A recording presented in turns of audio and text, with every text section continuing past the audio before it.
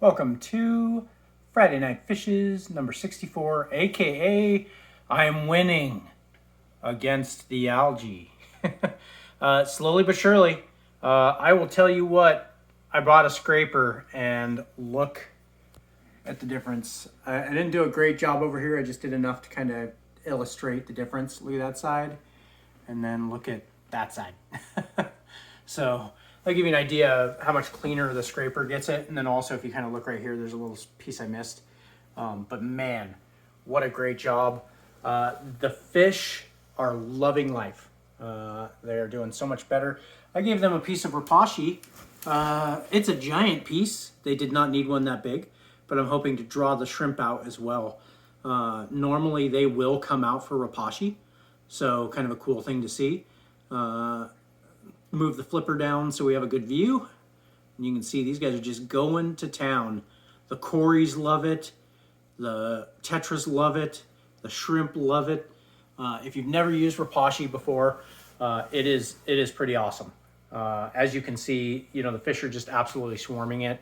I have found that a 1 to 3.5 to 1 to 4 ratio. So a good example of that is I used a teaspoon of water of repashi, and I used 3 to 4 teaspoons of water.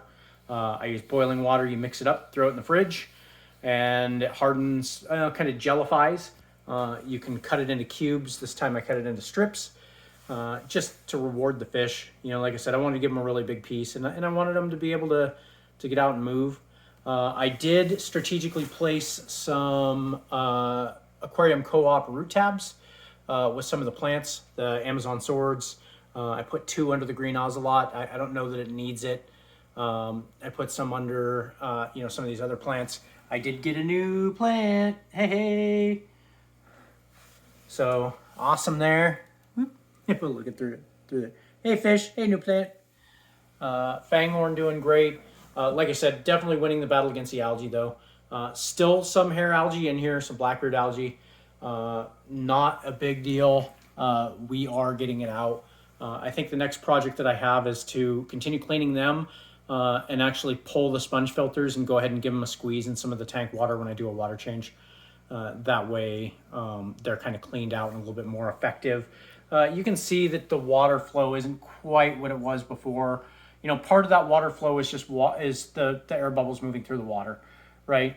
And then the other part is the movement created by the water sucking into the sponge filter. And that's not optimum right now. There's a lot of mold built up on those filters. So looking forward to getting them cleaned out. Looking forward to seeing how these plants do. It's only been 24 hours, but that plant's not wilting back at all.